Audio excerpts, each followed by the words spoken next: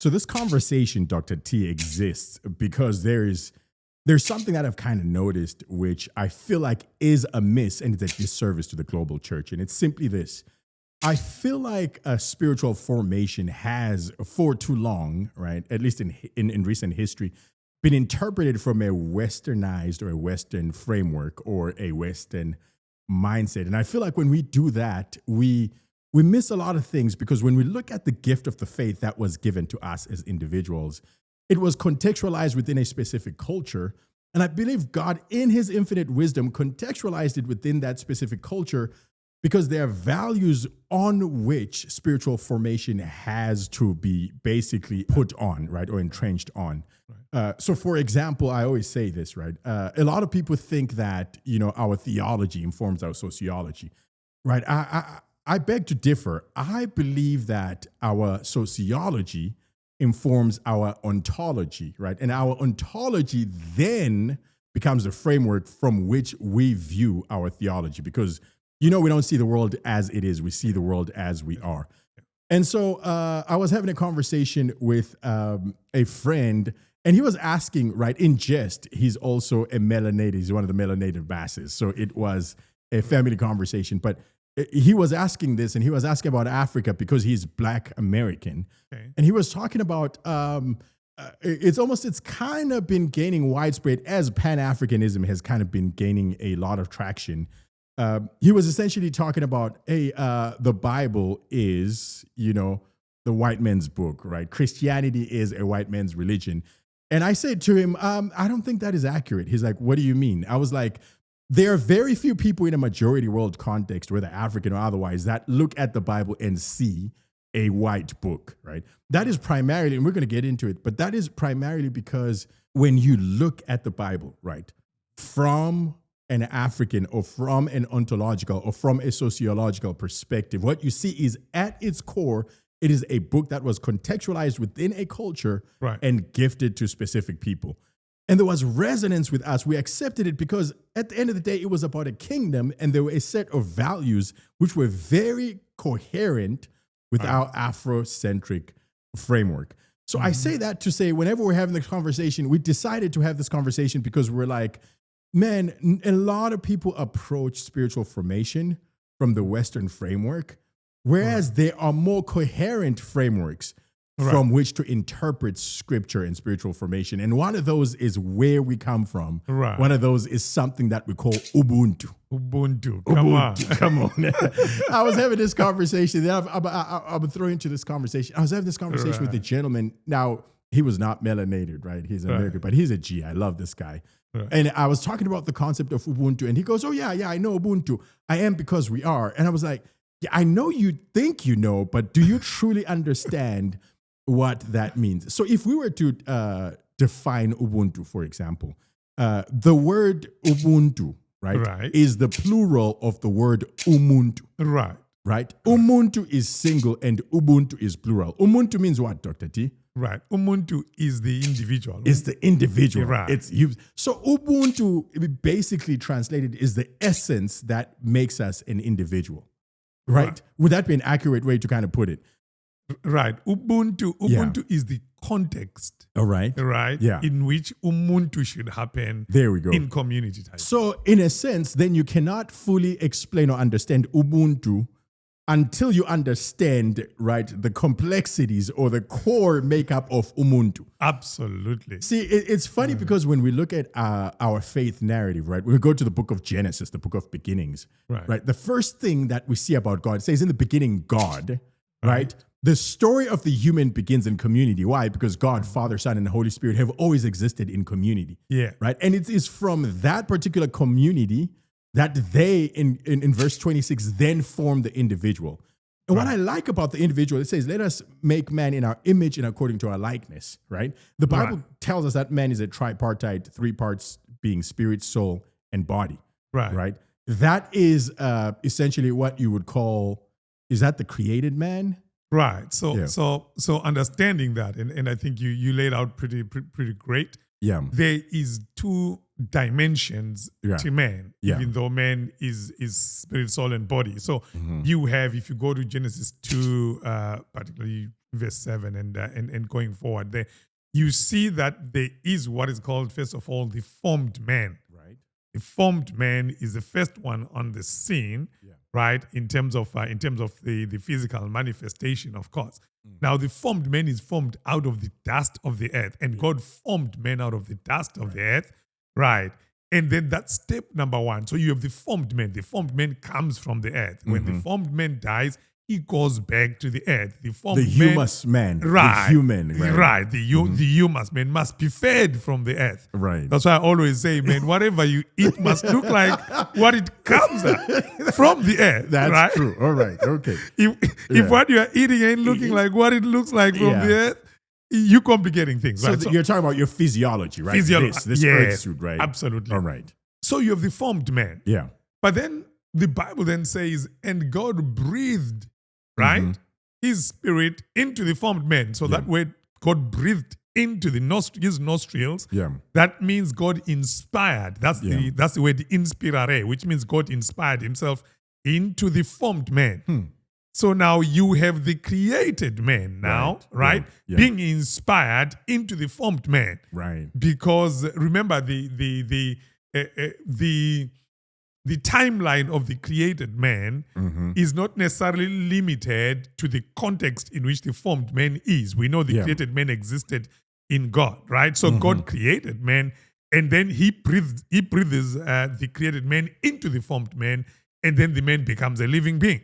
Wow. So you have the formed man, and you have the created man. Right. And this is the living being. This is Ubuntu. Okay. So Ubuntu then basically is almost this amalgam of two things, right? Right. Let me put it there. I'm just using things, which is the formed man and the created man. Right. But if we even distill it further, which I think then kind of goes into our concept of Ubuntu, man is that tripartite being, right? Yes. Man is spirit, Yes. right? And spirit is that part that you're talking about that comes from God. That's right? the created man. That's yes. the created man. That is the eternal part of Right, man, right? absolutely. And then you have the soul, right? The center of self-consciousness, right? Yes. Our mind, our will, our emotions, Right. and all of those particular things. And then you have the body, right? The formed earth suit. man. Yes, the Right. formed man.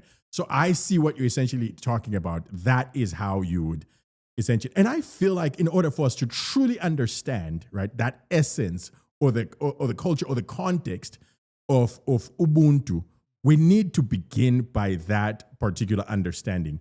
And I think it's really important for us because what we have noticed is if we're not careful, then we will deviate up spiritual formation and we'll begin to see that other aspects of the formed or the created man are more developed than the other one.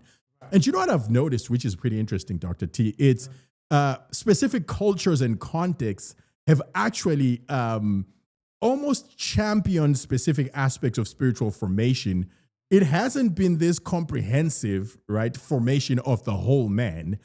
So, for example, I say that because if you were to deviate the faith, within the African context, you know this, there's something that we call amasego or isego.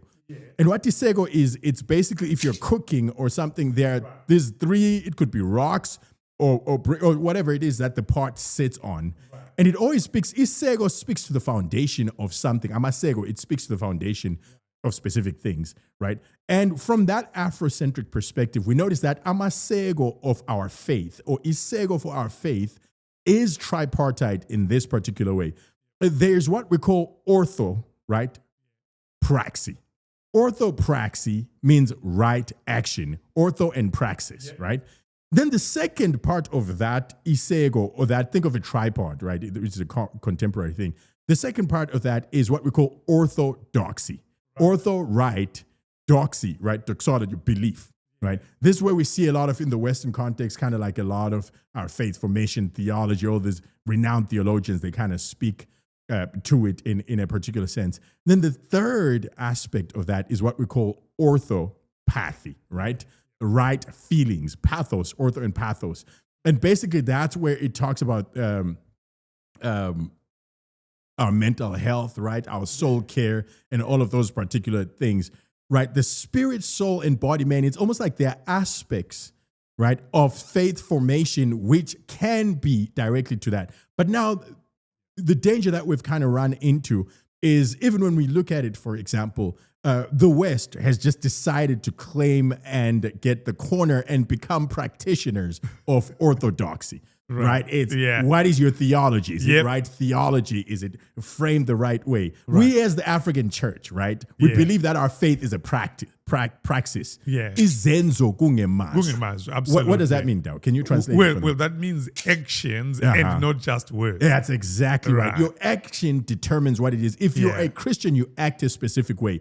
If you're a person of faith, that's why missions is so rampant. That's why you cannot separate social justice, right, from the African context, right, and all those particular things. And then the one which I feel like both communities, both the West and the majority world context, have essentially not done as much is the orthopathy, right? We see a lot of people crashing, which I feel like that's where you have a lot of, the Lord has just given you a lot of grace in that, which is caring for the soul of the man, his mind, his will, his emotions, and all of those particular things. So I feel like what I have loved the most about Ubuntu, not just as a social philosophy, but Ubuntu as the avenue through which we approach spiritual formation, is the sense that Ubuntu is holistic. Because you said something, and I want you to go into it. You said something before which I thought was pretty interesting. Ubuntu, in a sense, is culture. Right. But you say culture is formed by values. Oh, absolutely, absolutely. Can you culture, go into it? Yeah. Culture, every culture, sits on a value system. Right. Value systems are like what amino acids are, to proteins, right? They're the building base for proteins. So values sit right at the foundation of any culture. Whether it's Christianity, it has a set of values, godliness, integrity, love. Whether it's Islam, you'll find value systems. Ubuntu sits on a value system. So this is how it goes. So your values create culture, because culture is the visible expression of a value system. Because culture is how we show up, right? How people show up repeatedly, that creates culture. And then culture creates belief systems. How people process their reality in terms of the stories they tell themselves and who they see themselves as, right? The self-perception and the collective perception of a community, that's a belief system. And belief systems run the world. People will sacrifice themselves for their belief systems because that's the operating system within the human genome, right? And belief systems then create mindsets, right? You can tell the contextual thinking or the framed thinking because of what somebody believes about themselves, and it's always contextualized on culture. It's very interesting that people interrogate the rest of the world from their culture. They don't interrogate their culture against the world. It's like, no, I was raised this way, therefore, right? And then, of course, mindsets then create words, right? And then words, language, right? I'll see you tomorrow. This is what it is. I'll be there. That's the commitment of the will, right? And then, of course, our words then become our actions. I show up. We said we're going to record today. We're recording today. Then actions repeatedly become habits, right? Now, why? Because neurons that fire together, wire together, right? And then from there, habits repeatedly then become character. Character is the external confirmation of who you are in your habitual framework. That's why when people show you who they are, believe them, because they are following, their neurology, And so therefore, and then of course, character becomes destiny or destination. But you must come back to the values, because that is the foundation of the whole rollout of human behavior and the context of being. It all sits on values.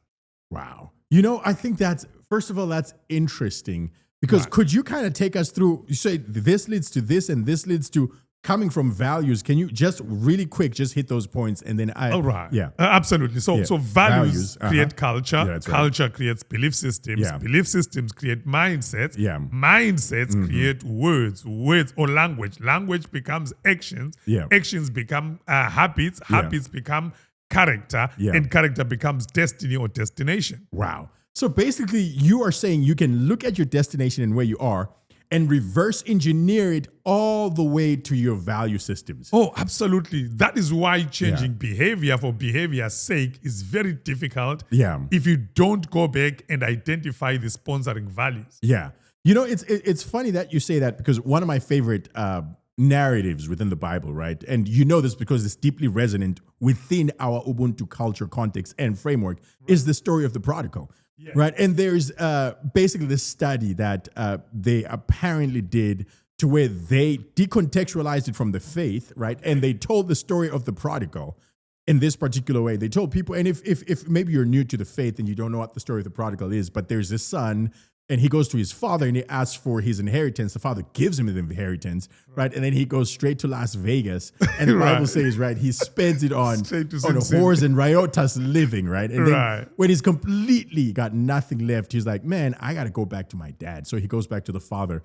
And cliffhanger, I'm not going to tell you what happens, but it's a beautiful story. But I bring it up just to create context. So they did a study where they decontextualized that story from its Judaic or its Christian roots. And they asked different people within different cultural contexts this simple question: why did the prodigal son fail, right?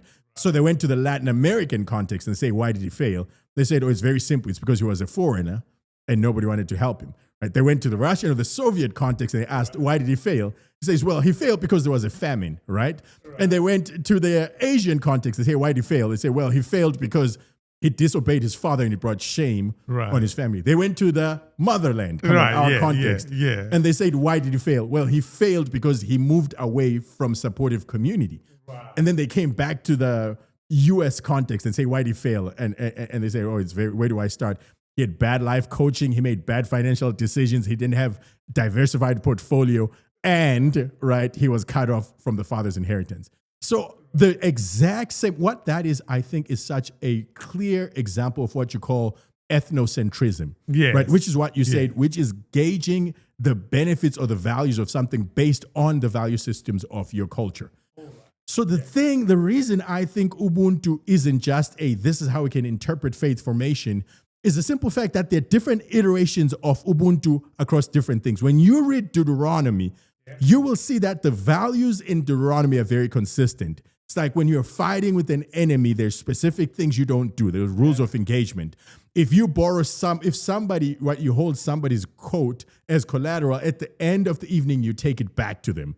If we are beefing, basically, and you have a misfortune, we have to put a moratorium to that and grieve together, because grief is what you call a communal or a social burden to bear. So you'll see that in Ghana, for example, right, this concept of Ubuntu, which is similar to that essence of humanity, something that they call Sankofa, which which basically means go back and get it, which plays a value on history, right?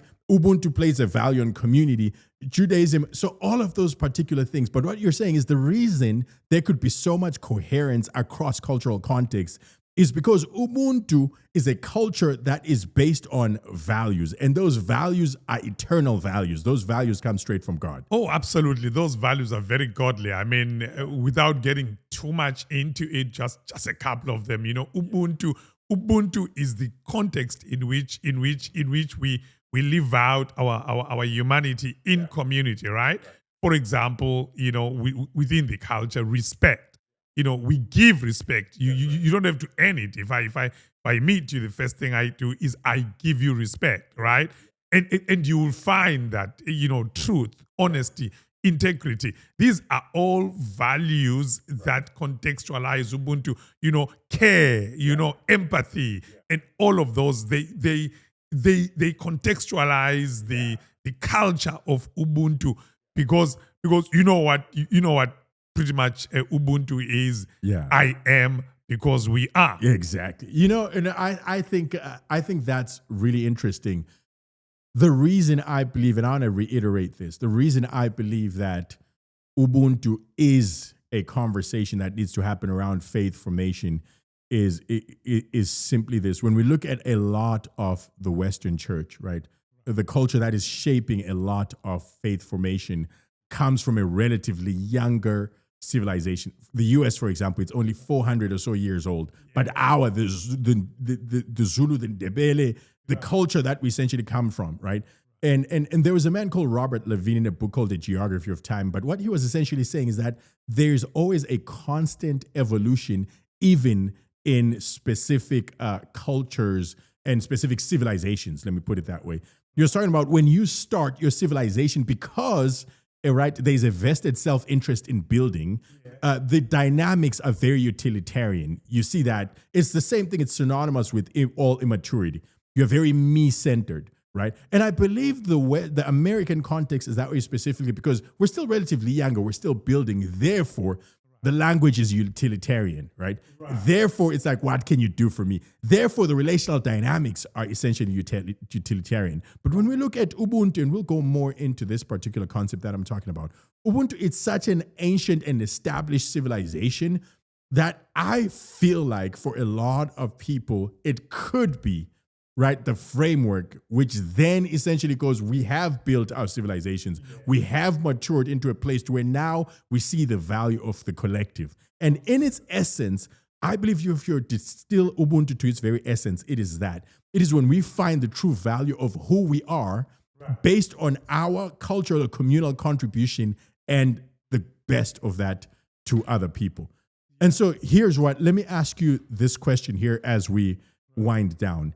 If you could, in the simplest form, right, define Ubuntu to the people watching this, what would you say Ubuntu is? Me and you understand it at a nascent level. How would you, Right. In fact, I'll contextualize it from probably something that people can culturally understand, right?